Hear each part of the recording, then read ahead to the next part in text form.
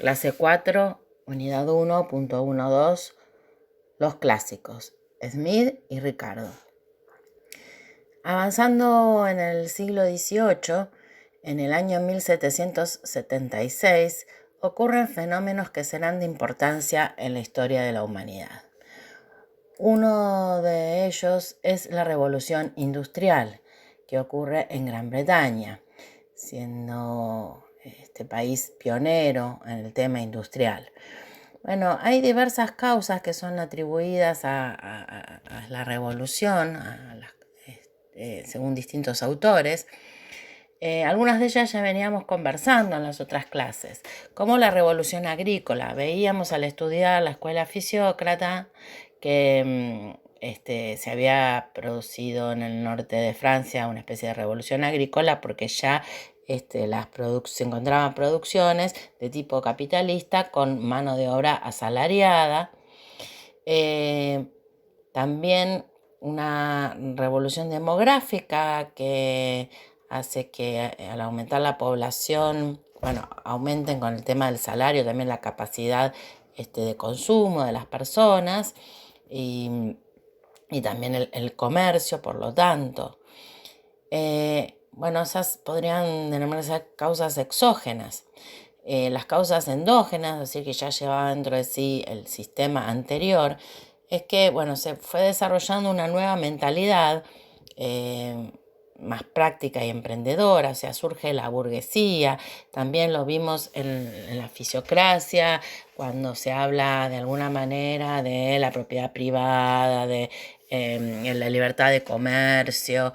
Es decir, ya hay una burguesía que se está dedicando a los negocios, que se aparta de la monarquía, que es un proceso que va a terminar en Francia con la Revolución Francesa. Además, la existencia de capital acumulado por el comercio ultramarino, eso ya tenemos que remontarnos a los mercantilistas que también estudiamos, que decían que el principal, la actividad principal donde surge el excedente es en el comercio, y hablábamos de un capitalismo comercial. Se produce una emigración hacia las ciudades, desde el campo hacia las ciudades, ¿no? Y también hay otras visiones de distintos autores como Dobb, que Dobb atribuye este cambio a la ineficacia del sistema feudal, porque en el capitalismo hay un trabajo libre y asociado, mientras que en el feudalismo hay una dependencia jurídica, es decir, los trabajadores son siervos que dependen del dueño de la tierra. Y Sweezy habla de que el cambio sucedió por la difusión que se iba dando del comercio, de alguna manera coincidiendo con Fowler, quien fue el que hablaba de estas causas exógenas y endógenas. En el feudalismo la característica es que la producción es para el autoconsumo, mientras que en el capitalismo se produce para el comercio porque hay un excedente. Estas son las características de la revolución industrial, de que se necesitan materias primas más baratas.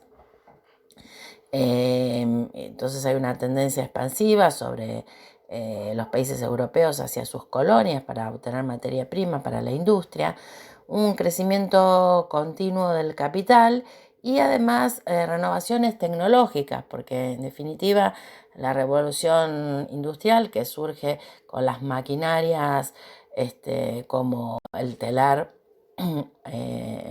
automático, va produciendo entonces revoluciones dentro de los procesos productivos. Perdón, el telar mecánico, ¿sí? Todavía no era automático. Así que estas nuevas invenciones de la humanidad que van a traer cambios importantes en las actividades productivas. Pero además de la revolución industrial en este año, en 1776, otro hecho importante que ocurre es la independencia de los Estados Unidos. Y el tercer hecho de importancia que queremos remarcar es que se publica un libro llamado Investigación sobre la naturaleza y causa de la riqueza de las naciones, cuyo autor es Adam Smith, y es considerado el primer libro de economía política del sistema capitalista.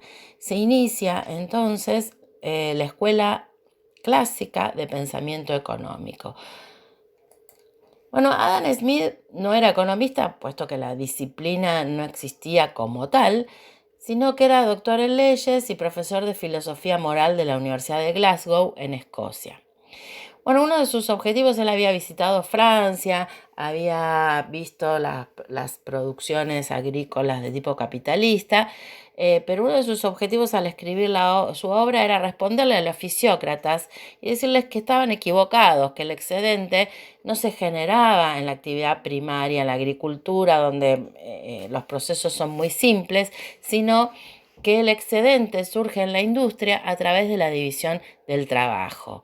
¿Sí? Él va a dar un ejemplo que es el de la fábrica de alfileres, donde va a mencionar que, bueno, que si los obreros tienen que hacer todos la totalidad del proceso productivo, van a producir mucho menos que si se dividen en sectores de producción. Entonces unos se dedican a fundir el acero, los otros a ponerlos en moldes, los otros a cortarlos cuando el acero está frío, y los otros a embalar en cajas las alfileres. Entonces, de esa manera, con la división del trabajo, aumenta la productividad del trabajo, es decir, aumenta la cantidad de bienes producidos en una misma jornada laboral. Distingue también Smith el trabajo productivo del improductivo, y va a señalar que trabajo productivo es aquel que crea valor y además un excedente para el propietario del capital que lo está empleando. Va a sostener también la teoría del valor trabajo. Un bien vale por el trabajo incorporado, va a decir, y va a dar entonces la definición de en una sociedad primitiva, que es la precedente a la de la acumulación del capital y a la apropiación de la tierra, es decir, cuando no existía todavía propiedad privada, el trabajador era, o mejor dicho, el producto íntegro del trabajo pertenece al mismo trabajador. Incluso da un ejemplo también en una sociedad previa al capitalismo, en esta sociedad primitiva de cazadores, y dicen que si se mata un ciervo y un ciervo cuesta el doble de trabajo que matar un castor, el valor del ciervo va a ser el doble de un castor. Pero, dice Smith, tan pronto como el capital se acumula en personas, en algunas personas determinadas, algunas de ellas van a procurar emplearlo dando trabajo a la gente, suministrándoles los materiales, la materia prima, y además de lo que sea suficiente para pagar el valor de materiales y los salarios, es necesario que se dé algo o sea, que haya un excedente más para las ganancias que corresponden al empresario, el cual va a comprometer su capital en esta contingencia. Es importante esto porque para Adam Smith los beneficios se regulan enteramente por el valor del capital empleado y son mayores o menores en proporción a la cuantía de este capital. No se consideran salarios de inspección o dirección como función del empresario, sino que los beneficios están regulados, entonces, como decíamos recién, por el capital.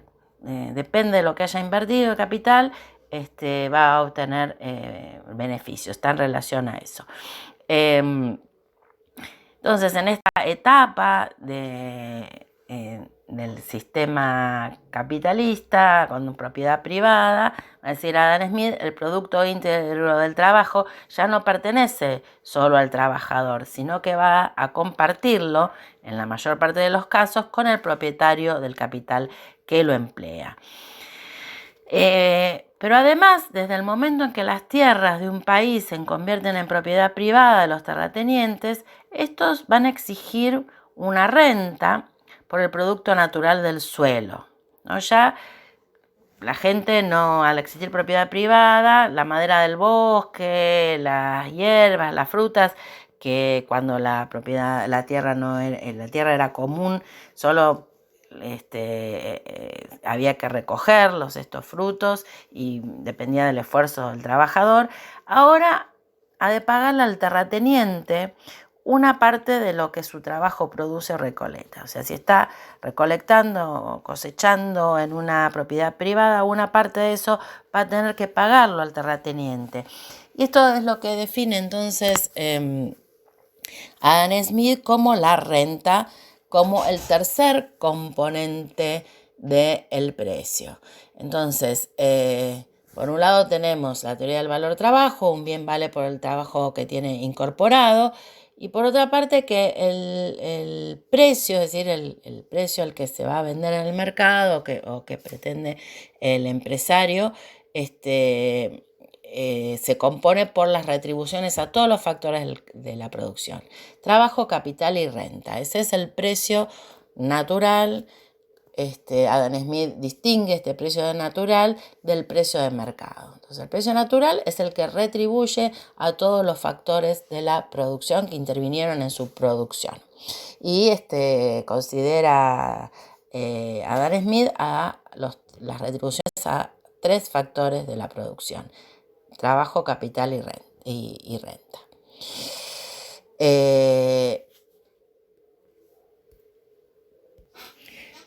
Y tierra, perdón, trabajo, capital y tierra, con las retribuciones que son el salario, el beneficio y la renta. Bueno, decíamos, ese sería el precio natural, pero también habla de un precio de mercado. El precio de mercado se va a determinar por el libre juego entre la oferta y la demanda. Por lo tanto, cuando llega la mercancía al mercado, puede ser que el precio de mercado sea mayor al precio natural. Por lo tanto, en esos casos, lo que va a haber es un beneficio excedente, porque el salario ya está pagado y la renta también. Entonces, si hay más demanda que oferta y el precio de mercado es mayor al precio natural, va a haber un beneficio extraordinario. Si en cambio, cuando llega al mercado, no hay demanda de esos bienes o hay mucha oferta y la demanda es escasa con respecto a la oferta, el precio de mercado puede ser menor que el natural, y en ese caso van a disminuir los beneficios de los calculados en el precio natural. Es decir, nuevamente el trabajo ya está retribuido, la tierra también, lo que van a disminuir son los beneficios. Una de las teorías más conocidas de Adam Smith, que deben haber escuchado todos hablar alguna vez, es la de la mano invisible. ¿Qué es esto de la mano invisible? Es una metáfora que utiliza Adam Smith para señalar a la economía de mercado como herramienta con capacidad para alcanzar el bienestar social, mientras se busca el propio interés, es decir, beneficiarse a uno mismo. Bueno, en realidad estaba buscando cómo hablar de alguna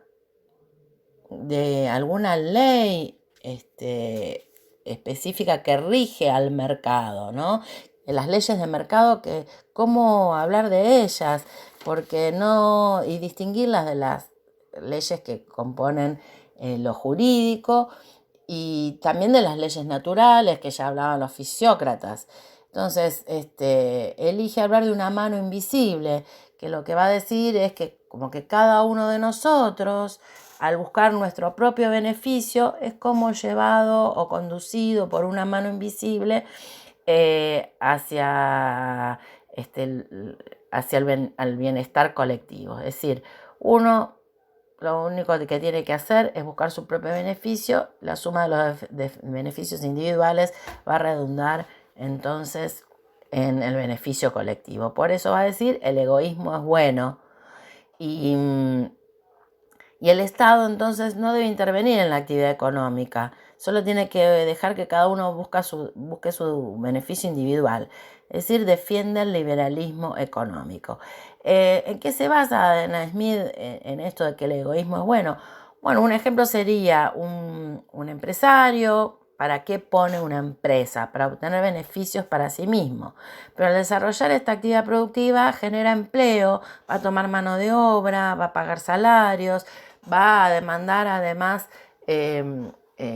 insumos a proveedores que también van a estar trabajando. Entonces genera todo un círculo virtuoso en la economía. Otra de las teorías muy conocidas y que aún hoy es sustentada por aquellos adeptos al liberalismo económico es la teoría del derrame. Adam Smith dice textualmente en su obra La riqueza de las naciones: la gran multiplicación de producciones en todas las artes originadas en la división del trabajo da lugar en una sociedad bien gobernada a esa opulencia universal que se derrama hasta las clases inferiores del pueblo. Bueno, bien clara la postura de Adam Smith.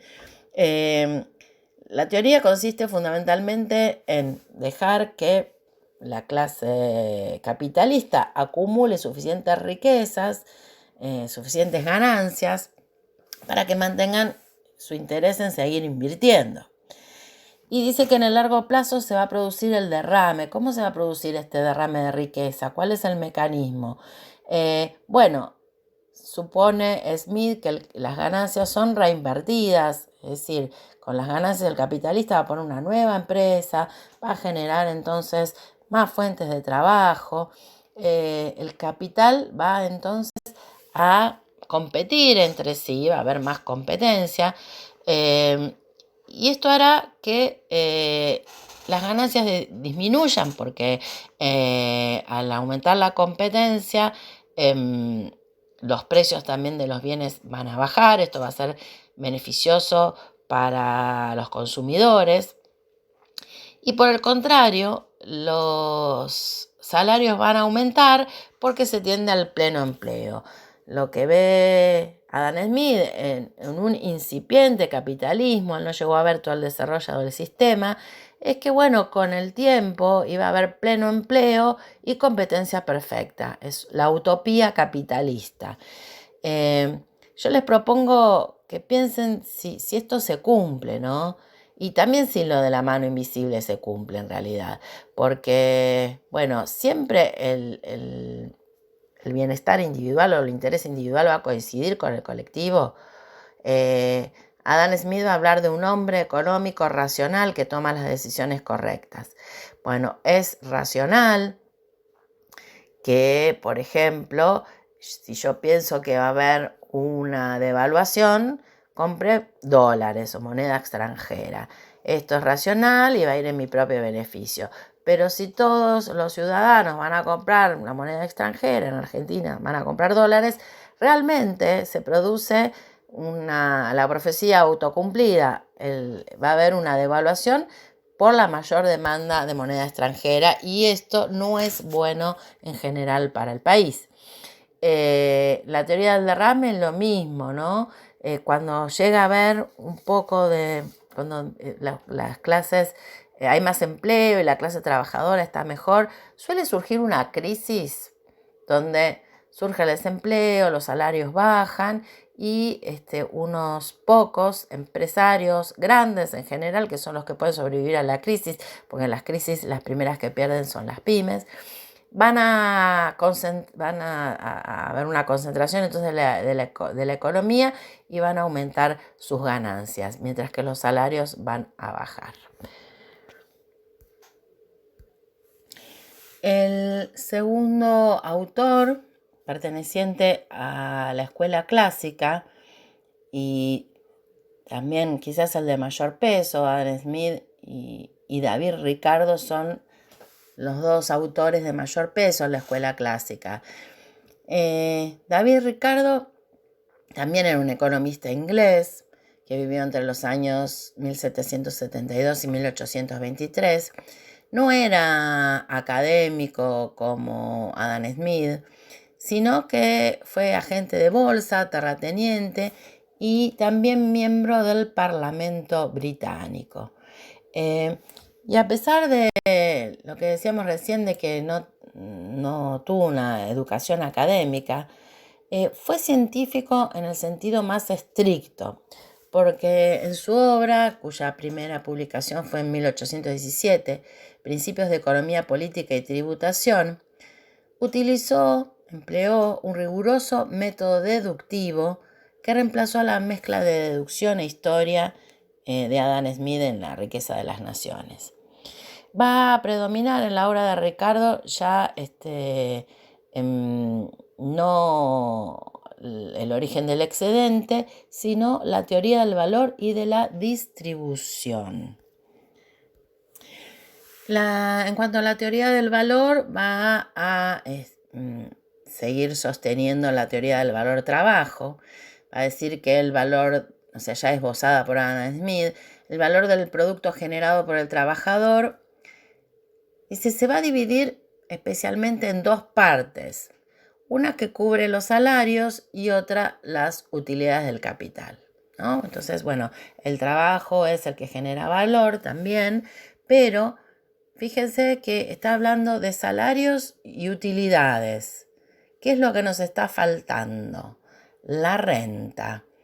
El propósito de David Ricardo era, por un lado, admitir la productividad del capital y, por otro, excluir a la tierra de la generación de valor.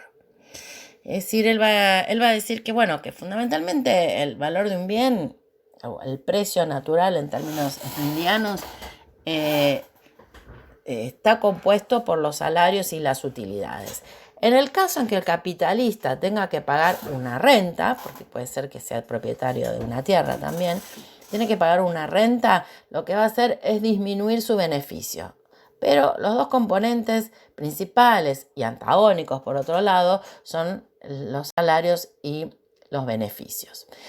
Entonces, Ricardo va a negar la renta absoluta y va a explicar la renta diferencial que vamos a definir seguidamente.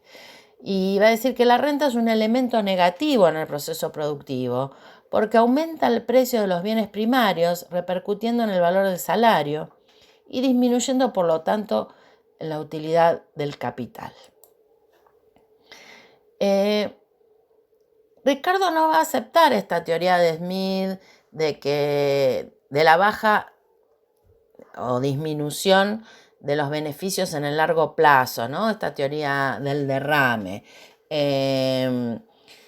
Porque dice, si disminuyen las ganancias, no va a funcionar el capitalismo, porque los empresarios o los capitalistas no van a querer seguir invirtiendo.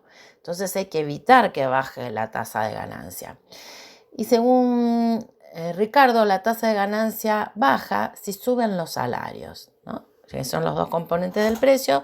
Si calculamos que los precios se mantienen constantes, al subir los salarios disminuiría el beneficio.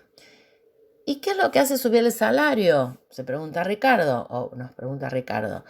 Lo que hace subir el salario es el incremento del precio del cereal, que es el alimento para la subsistencia. Recordemos que para los autores clásicos el valor del salario debe ser lo que permita al trabajador y su prole subsistir.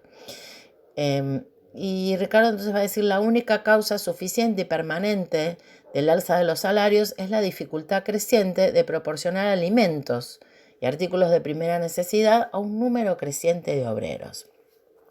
Entonces, según él, los intereses de la sociedad, ¿no? Un poco generales esto de la sociedad, exigen un precio bajo para el trigo.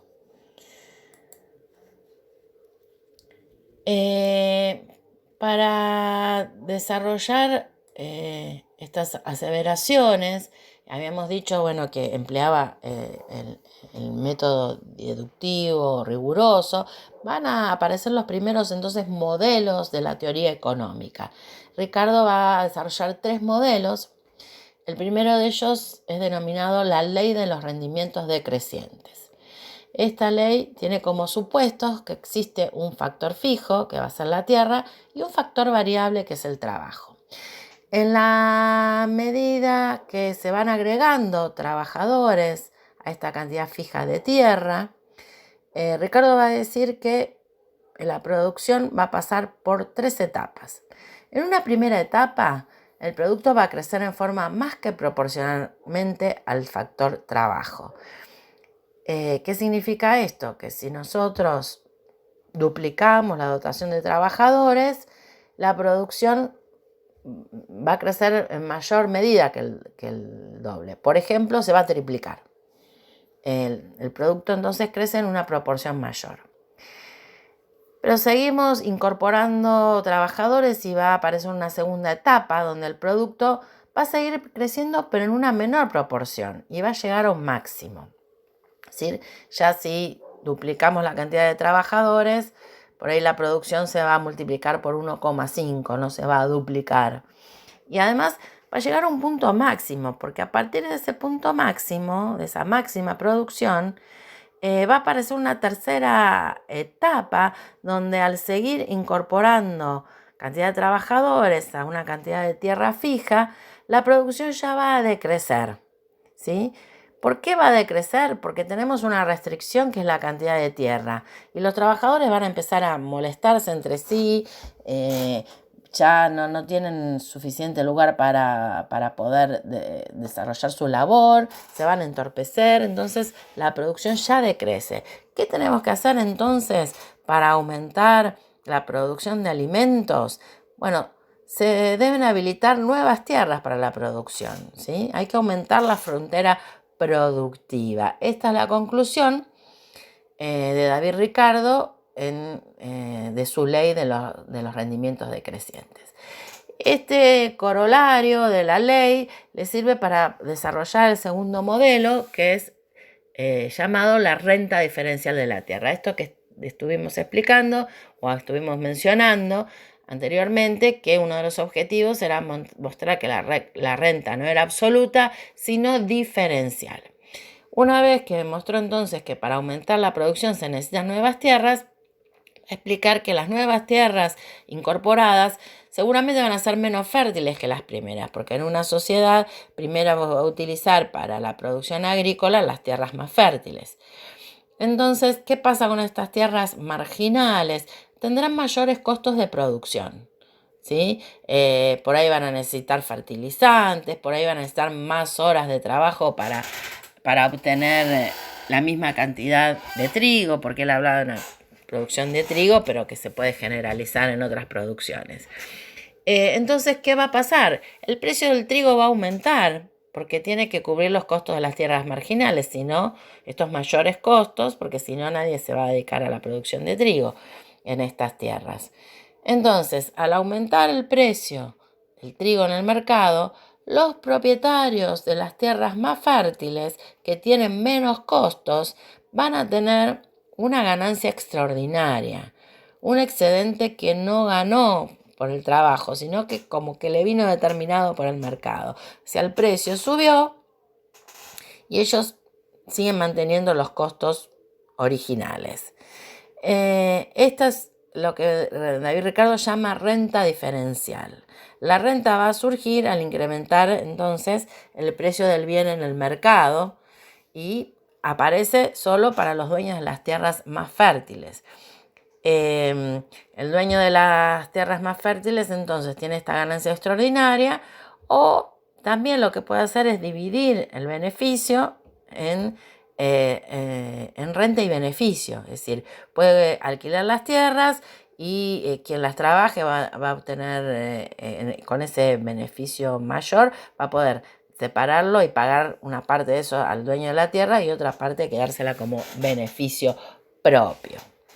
Mientras que las tierras marginales van a tener que trabajarlas los mismos dueños, porque no existe esta posibilidad.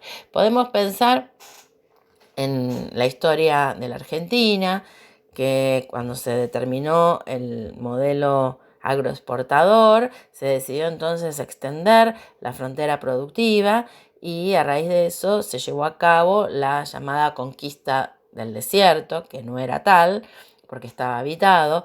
Pero ¿qué es la conquista del desierto? Era aumentar la cantidad de tierras productivas para la Argentina, para poder desplazar principalmente la ganadería ovina hacia el sur, hacia esas tierras marginales, y dedicar las tierras más fértiles a la producción agrícola. Y también podemos pensar en algunos casos de la actualidad, que en la medida que fue aumentando el precio de un bien exportable como la soja, también los dueños de los campos pudieron alquilar sus campos y en algunos casos irse a vivir a los pueblos, y lamentablemente los que alquilan la tierra a los dueños, a los pequeños dueños para producir soja son los pools de siembra. Pero bueno, al subir el precio de la soja internacionalmente, cuando se incorpora China al mercado internacional, surge esta posibilidad a partir de que los propietarios pueden obtener una renta diferencial. Bueno, dijimos que eran 3 modelos. ¿Cuál sería el tercero? Hasta ahora entonces ya demostró David Ricardo, supuestamente, desarrolló el primer modelo para mostrar que para aumentar la producción se necesitan incorporar nuevas tierras. Después va a hablar de esto de que al incorporar las nuevas tierras sube el precio del trigo y entonces surge esta renta diferencial. Y al subir el precio del trigo, ¿qué es lo que va a pasar? Van a tener que subir los salarios de subsistencia. La subsistencia es más cara porque ahora el trigo cuesta más. Entonces, la consecuencia de esto va a ser que los salarios deben aumentar. Y esto dijimos que no era del interés social, ¿no? Porque si no va a disminuir los beneficios y los empresarios no van a querer seguir invirtiendo.